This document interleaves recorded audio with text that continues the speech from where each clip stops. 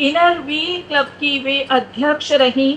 गीता रत्न सम्मान से वे सम्मानित हैं और उनके जीवन का मंत्र है look outside and you dream, look inside and you awaken.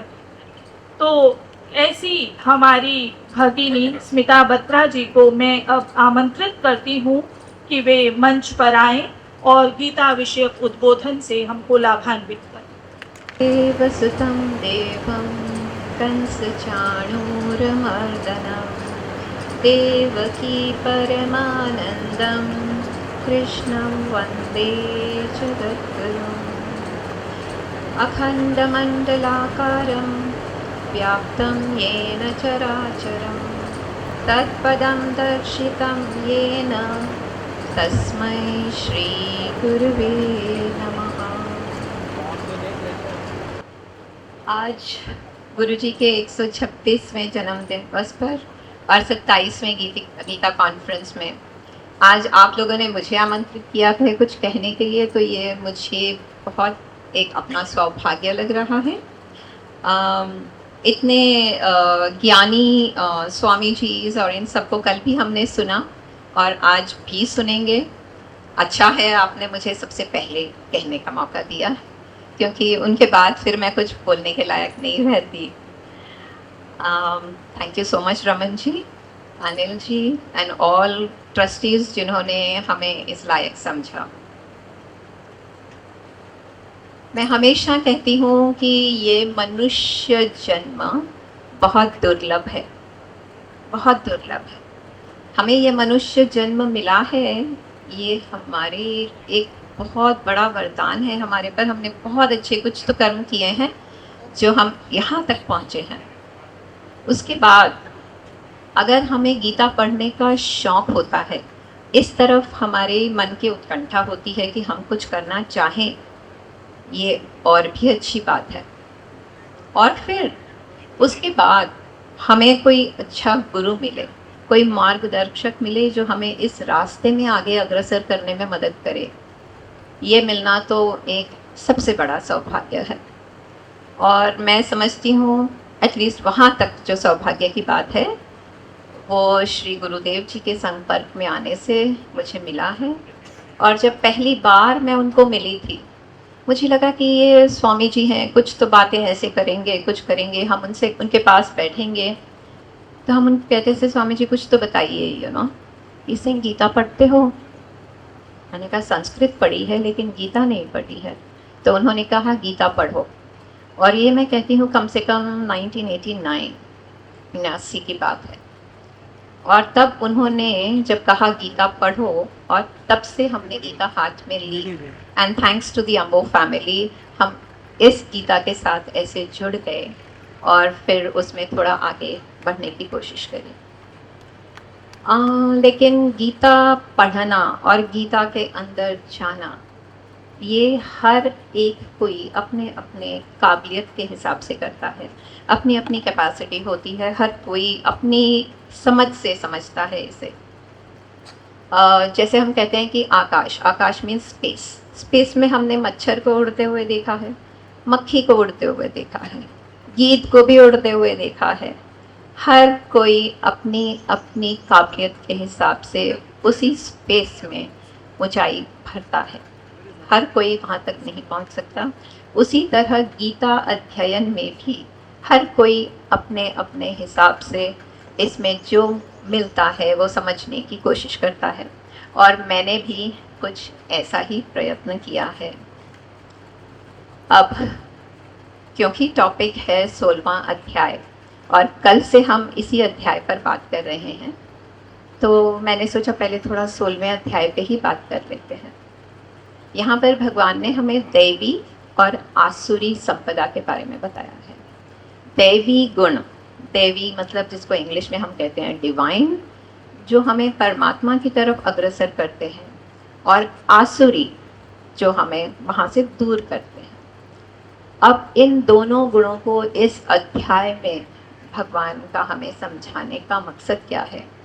भगवान ये नहीं कह रहे हैं कि तुम्हारे दैवी गुण है तो तुम्हें स्वर्ग की जगह मिल गई और अगर आसुरी गुण है तो तुम नरक में हो, ऐसा कुछ भी नहीं है। ये है यहाँ पर हमें पहचानने के लिए, हम खुद अपने आप को जानें, क्योंकि कई बार हम ऐसे कार्य करते हैं कि हमें खुद ही पता नहीं होता कि हम सही हैं या गलत हैं। तो अच्छा है कि हमें ये अध्याय मिला है, जिसकी शुरुआत तो वैसे भगवान ने 9वें अध्याय में कुछ तो कर दी थी। 9वें अध्याय में एक श्लोक आता है, मोक्षाशा मोघ कर्माणो मोघ ज्ञाना विचेतसः राक्षसीम आसुरीम चैव प्रकृतिम मोहिनीम श्रितः। एंड इसके विपरीत, महात्मानस्तु मां पार्थ दैवीं प्रकृतिम आश्रितः भजन्ति अनन्य मनसो भूतादिम अव्ययम्। सो आसुरी राक्षसी का वर्णन आया और बाद में दैवी प्रकृति वालों का भी वर्णन आया। कभी कोई कहता है कि गीता पे मुझे कमेंट्री पढ़नी है, तो मैंने कहीं सुना है कि वो कहता है गीता अपने ही खुद बहुत अच्छी कमेंट्री है। जो कहीं एक श्लोक भगवान किसी अध्याय में बताते हैं, उसके बारे में इतना डिटेल किसी और अध्याय में हमें बता देते हैं। तो वहाँ पर राक्षसी और आसुरी का जिक्र किया, और इस अध्याय में हमें इतना आसुरी और दैवी प्रकृति के बारे में बताया। कल सबने शुरुआत की अभयम सत्व संशुद्धि। अगर मैं जल्दी से अगर 26 गुण बोल दूं तो शायद हमारे दिमाग में वो एक घंटी बजेगी कि हाँ ये गुण, हम उनके बारे में डिटेल में चाहे ना भी बोलें। सो ही सेज अभयम सत्व संशुद्धिर ज्ञान योग व्यवस्थिति दानम दमश्च यज्ञश्च स्वाध्यायस्तप आर्जवम अहिंसा सत्यम अक्रोधः त्यागः शांतिर अपैशुनम दया भूतेषु अलोलुप्त्वं मार्त्वं हीर अपचाफलम तेजः क्षमा धृतिः शौचम अद्रोहो न अतिमानिता भवन्ति संपदम दैवीम अभिजातस्य। सो ये दैवी संपदा है। और जब हम दैवी संपदा कहते हैं, these are the divine qualities. ऐसा होता है कि हम ये डिवाइन क्वालिटीज से आती हैं, हमारे पास होती हैं, और इन्हें अगर नहीं है तो ऐसा नहीं है कि हम इन्हें अपने अंदर ला नहीं सकते। We can gather this wealth. एक बैंक बैलेंस अगर आपके पास होता है तो आप उसमें कम ज़्यादा कर सकते हो। वी हैव अ चॉइस, उसमें ऐड कर सकते हैं, उसमें से कुछ निकाल भी सकते हैं। तो अगर हम ये जान लें कि ये दैवी संपदा है, ये क्वालिटीज़ हमें परमात्मा की तरफ ले जा रही हैं, more are the chances that we have to cultivate them। और अगर है, कई चीज़ हमें होती है, हमें स्ट्रेंथन भी करना होता है, उन्हें मजबूत भी करना होता है। ठीक है, नज़र आ रही है, लेकिन अगर थोड़ी कमज़ोर लेवल पे है तो कहीं हम उससे भटक भी सकते हैं। तो ये हमें नित्य जांचना चाहिए। अभी भय आपको किससे लगता है? किस चीज़ से हम भयभीत होते हैं? शेर से भय, वो तो चलो ठीक है, मैं भी डरती हूँ, दैट्स ओके। तो कई डर तो होने भी चाहिए, लेकिन नॉर्मली हमने देखा है, मुझे पकड़े जाने का भय, मुझे कहीं खो जाने का भय, कहीं ऐसे भय हैं जो हम जब सत्य के मार्ग पर नहीं चलते तभी भय होता है। आपने कोई सिग्नल क्रॉस कर लिया, आपने किसी का कुछ बुरा कहा, आप किसी के बारे में कुछ गलत बोला, अब आप डरते हो कि उसको पता ना चल जाए। सो ऑल द रॉन्ग जो हम करते हैं, जो हम गलत करते हैं, उसी का ही हमें भय होता है। उसके बाद भगवान कहते हैं भाव संशुद्धि। हमारे मन के भाव हमें पवित्र करने हैं। और हमारे अच्छे भाव मतलब क्या? हमारे मन में ईर्ष्या, द्वेष, ये सब नहीं होना चाहिए। That is what he is talking. ज्ञान योग व्यवस्थित, परमात्मा का ज्ञान हमें हासिल करना है, योग उसकी प्रैक्टिस करनी है और उसमें स्थिति बनाए रखना, क्योंकि कंटिन्यूसली निरंतर उसका अभ्यास भी करना है।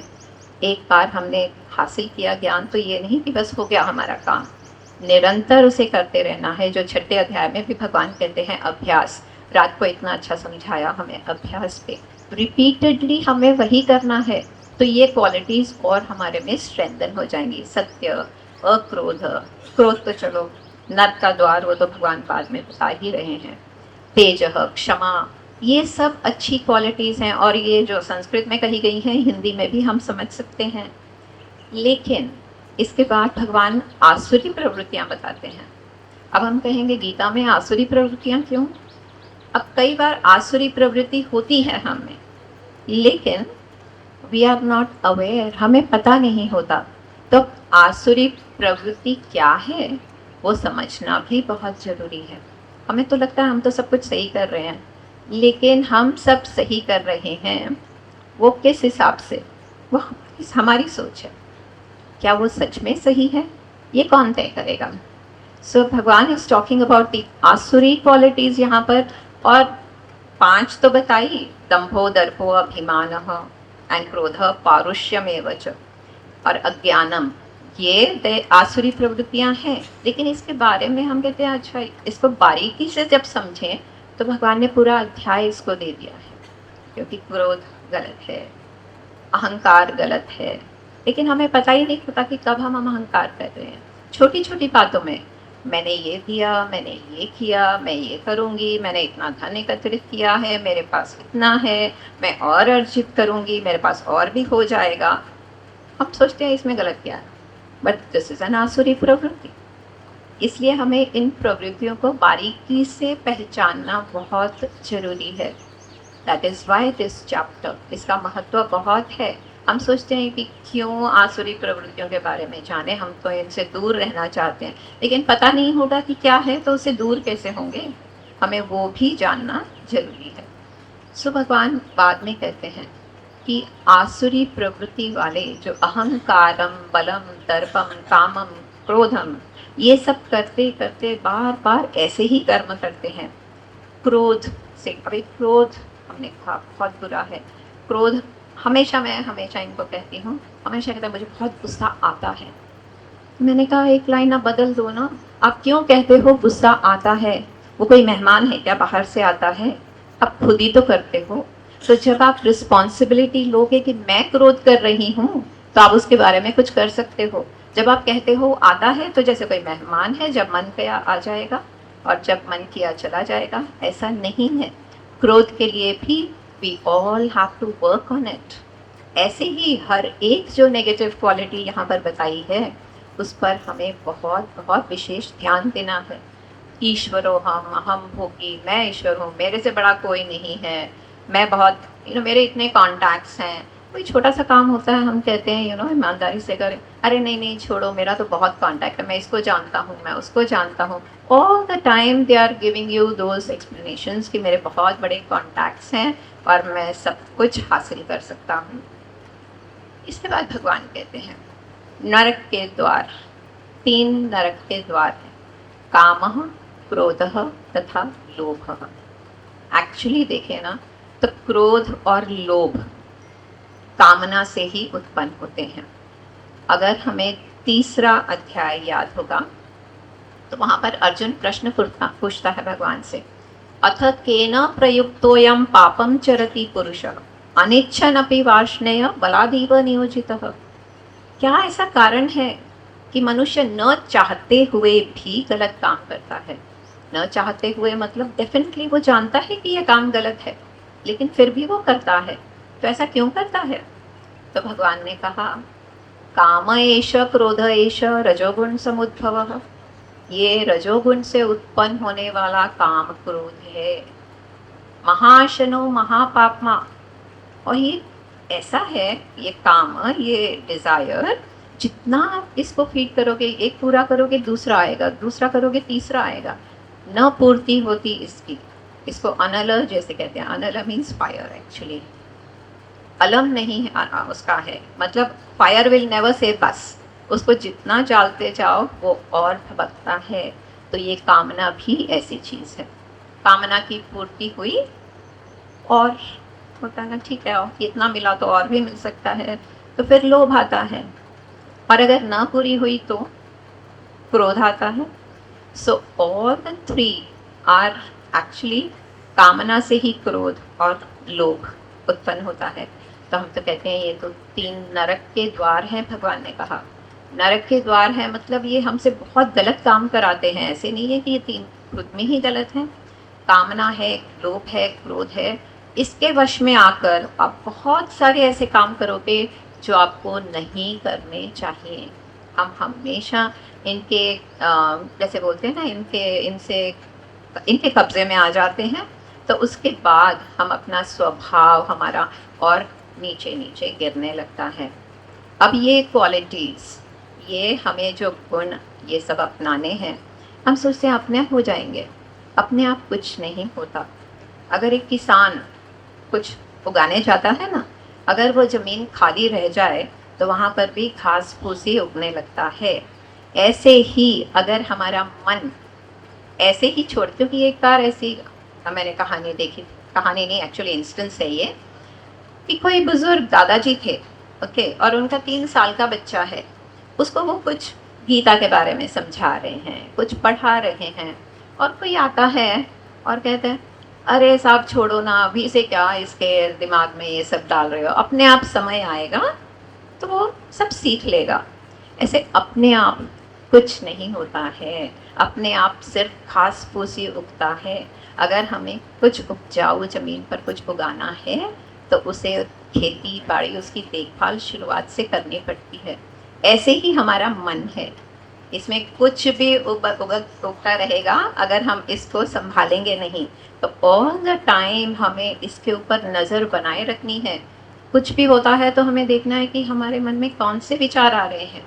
तो इसलिए हम कहते हैं कि आत्मनिरीक्षण ये बहुत ज़रूरी है। हम अपने अंदर झांकें। हम हमारे को भगवान ने दिए आँखें बाहर देखने के लिए। कोई कहेगा आँखों से अंदर देख सकते हो, हम कहेंगे नहीं। कानों से अंदर सुन सकते हो, नहीं, बाहर की सुन सकते हैं। सब कुछ बाहर से ही हम ग्रहण करते हैं, तो फिर हम अंदर कब जाएंगे? अंदर तो हमारा मन ही ले जाएगा। ये मन और बुद्धि ऐसे हैं, जैसे बाहर जाते हैं अंदर भी आते हैं। आपने देखा, अभी आप गेस्ट हाउस में रह रहे हो, जहाँ भी रह रहे हो दरवाज़ा है, वो दरवाज़ा दोनों काम करता है, अंदर जाने के लिए भी और बाहर आने के लिए भी। तो हम उसी मन बुद्धि से बाहर से भी ये संसार का सब कुछ ग्रहण करते हैं, लेकिन उसी मन बुद्धि से हम भीतर जाकर अपने अंदर भी झांक सकते हैं। लेकिन द प्रॉब्लम हमारे पास क्या है, 24 घंटे में हमें अपने लिए बिल्कुल समय नहीं मिलता है, जिसको हम कहते हैं आत्मनिरीक्षण। हम सोचते हैं कि हमारे मन में ये विचार आ रहा है, क्यों आ रहा है, क्या ये सही है, क्या ये गलत है। अगर किसी के बारे में सोच भी रहे हो, कभी अच्छा सोचते हो, कभी बुरा भी सोचते हो, लेकिन जब आप बुरा सोचते हो तब आपने कभी इस बात पर गौर किया कि ये विचार क्यों आया, and what is the cause of it. Okay, तो इंट्रोस्पेक्शन करेंगे तो कुछ डिटेक्ट पहले होगा हमारा, हमको पता चलेगा कि हाँ ये गलत है। तो फर्स्ट स्टेज इज डिटेक्ट।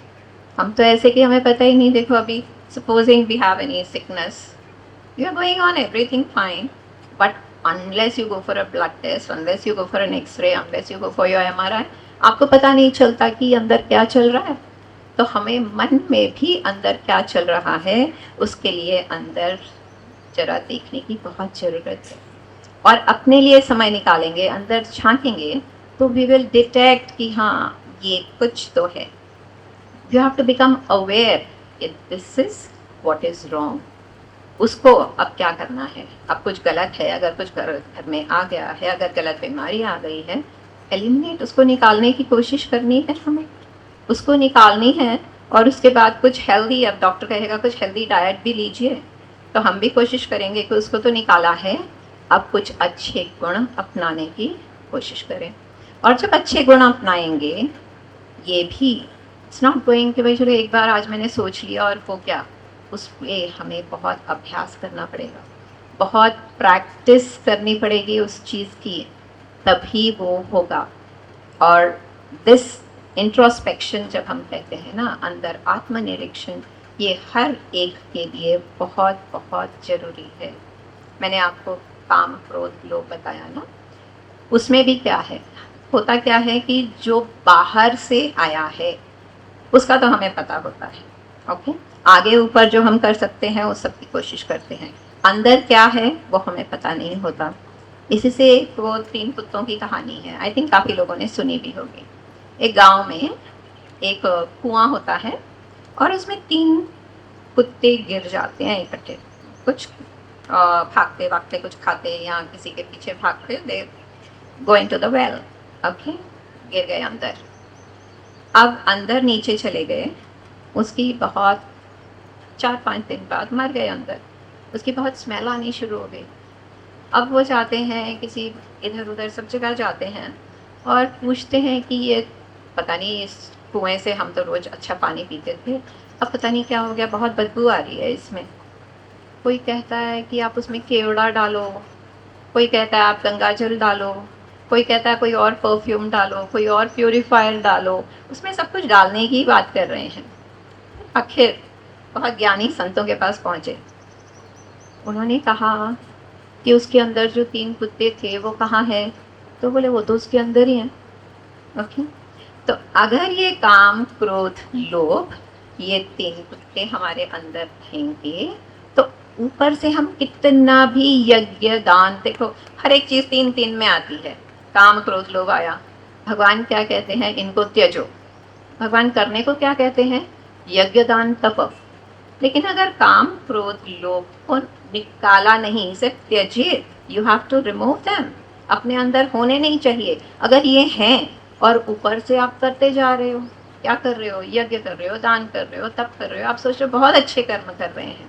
लेकिन जितने भी अच्छे कर्म करें उससे पहले हमारे जो बुरी वृत्तियां हैं, हमारे अंदर जो आसुरी प्रवृत्तियां हैं, उनको निकालना बहुत ज़रूरी है। एंड ये जब निकल जाएंगी then we can have a march forward, फिर हम आगे चल सकते हैं। दैट इज़ हमारे आगे बढ़ने का रास्ता है वो। इसलिए कहते हैं जो इसके अपनी मनमानी करता है। कल आई थिंक स्वामी जी बता रहे थे और तब मेरे मन में ये बात आई, जब हम कहते हैं कि हम शास्त्रों को नहीं मानते, गुरुजन हमें कह रहे हैं उनको नहीं मानते, हम अपनी मन की करते हैं। मन की हिंदी में, और वो मन की क्या हो जाता है? मन की अंग्रेजी का हो जाता है, क्योंकि ये मन इधर उधर भटकने वाला है, एक जगह टिकता नहीं है। तो फिर आप कैसे करोगे? कभी आप ये, कभी वो, कभी कुछ करोगे। इसलिए भगवान अंत में आके कहते क्या हैं? शास्त्रम प्रमाणम ते। कौन तुम्हें बताएगा क्या सही है क्या गलत है? शास्त्रों को फॉलो करो। शास्त्र मतलब क्या? हमारे ग्रंथ हैं, गीता है, रामायण है, महाभारत है, उपनिषद हैं, जो भी हैं ये हमें सब कुछ अच्छा बता रहे हैं। मैंने कुरान और बाइबल पढ़ी नहीं है, लेकिन मुझे नहीं ऐसा लगता कि कोई भी ग्रंथ होगा जो हमें कुछ भी गलत सिखा रहा होगा। हर ग्रंथ हमें भगवान की ओर अगर ले जाना है तो ये सारी जो दैवी क्वालिटीज़ यहाँ पर भगवान ने हमें बताई हैं, इनको अगर हम अपनाएंगे तो हम इस मार्ग पर चल सकते हैं। एंड दिस शास्त्र कहा है, ये शास्त्र मीन्स एक्चुअली इसको ट्रांसलेट करोगे तो ये साइंस है। ऐसे कोई मनगढ़ंत बातें नहीं हैं। जो हम कहते हैं कि आप एक साइंटिस्ट है, वो आपकी लेबोरेटरी में बैठ के इतनी रिसर्च करता है, और जो वो रिसर्च करता है, चाहे वो न्यूक्लियर कुछ हो या कुछ भी हो, उसका उपयोग हम अपनी एवरीडे लाइफ में करते हैं, अच्छा या बुरा जो भी। लेकिन ये जो शास्त्र लिखे गए हैं, ये भी हमारे संतों ने, हमारे पुराने जितने भी ज्ञानी पुरुष हुए हैं, उन्होंने सब बहुत अभ्यास करने के बाद ऐसे ही इस नतीजे पर वो नहीं पहुँचे हैं। या वेद व्यास जी ने ऐसे ही कुछ मनगढ़ंत बातें नहीं लिखी हैं, या कृष्ण ने ऐसे ही कुछ नहीं कहा है। This is all a scientific logical reasoning है। वो ऐसे मनगढ़ंत बातें नहीं कर रहे हैं वो। तो हमें तो 15वें अध्याय में भी भगवान ने कहा था इदम शास्त्रम, 15वें अध्याय को भी भगवान ने शास्त्र कहा है, और यहाँ पे शास्त्रों को फॉलो करने की बात की है कि we all have to follow the shastras. तो जब शास्त्र को फॉलो करेंगे, शास्त्रों में जो लिखा है वो आपको पता चलेगा कि क्या सही है क्या गलत है। तो शास्त्रों से ही हमें ये ज्ञान मिलेगा। अब देखिए, अगर आप कहें कि छठा अध्याय, अगर जैसे कल बच्चों ने रिसाइट किया था, 5 मिनट 7 मिनट लगते हैं। अब हम कहेंगे कि इसको याद करना है, कई बच्चों ने 1 महीने में कर भी लिया। फिर हम कहेंगे इसको समझना है, शायद कुछ 6 महीने में समझ भी जाते हैं। लेकिन इसमें जो दैवी और आसुरी प्रवृत्तियां हैं, दैवी को अपनाने में और आसुरी को निकालने में शायद कई जन्म निकल जाते हैं, इसलिए छठे अध्याय में भगवान कहते हैं, प्रयत्नात् यतमानस्तु योगी संशुद्ध किल्बिषः अनेक जन्म संसिद्धो ततो याति परांगति। काफ़ी जन्म निकल सकते हैं, लेकिन प्रयत्न हमें करने हैं, और प्रयत्न करने के बाद ही हम उस सिद्धि तक पहुंच सकते हैं, उस चरण I mean that highest level जहाँ तक हमें पहुंचना है। और ये हम सिर्फ गीता की बात या परमात्मा प्राप्ति की बात नहीं कर रहे हैं, इस संसार में भी जो भी आपको जो भी कार्य करने हैं, अगर आप उसमें रूल्स एंड रेगुलेशंस नहीं फॉलो करते हो, आपके ट्रैफिक लाइट्स हैं या आपके कॉन्स्टिट्यूशन है, हमारा संविधान है, ये गीता आश्रम के भी टाइमिंग्स हैं, रूल्स हैं, हम फॉलो करते हैं, तो ये सब जब आप डिसिप्लिन में रहते हो और सबका फॉलो करते हो, तभी हम कहीं पहुंच सकते हैं। Otherwise we are only struggling. यहाँ पर हम घूम ही रहे हैं, चक्कर काटते रहेंगे, लेकिन हमें सिद्धि प्राप्ति शायद इस जन्म में अगर हम चाहते हैं तो वी शुड फॉलो। एंड ऐसा नहीं है, जब अनेक जन्म कहा है ना, तो हम कई बार ऐसे सोचते हैं शायद इतने जन्म निकल गए हैं, क्या पता ये आखिरी ही हो। अनेक जन्म में कौन से भगवान ने 2, 4, 11, 21 बोले हैं? भगवान ने कोई नंबर तो दिया नहीं है। So let us all struggle, let us all strive to improve अपने आप को, हम सुधारने की कोशिश करें, और जितने भी ये दैवी गुण यहाँ पर बताए हैं उनको अपनाने की कोशिश करें, और आसुरी हैं उनको निकालने की कोशिश करें अपने में से। एंड जब हम दैवी आसुरी हैं तो भगवान ने ऐसे कोई डिवाइड नहीं किया कि इन लोगों में सिर्फ आसुरी हैं, इसमें सिर्फ दैवी हैं। हम सबके अंदर ये दोनों हो सकते हैं। हमें अंदर झांक कर देखना है किसकी मात्रा ज़्यादा है। ओके, हम उस रास्ते पर आगे अग्रसर हो सकते हैं। So with these few words I से थैंक यू। बहुत बहुत धन्यवाद, आपने मुझे सुना। Thank you very much.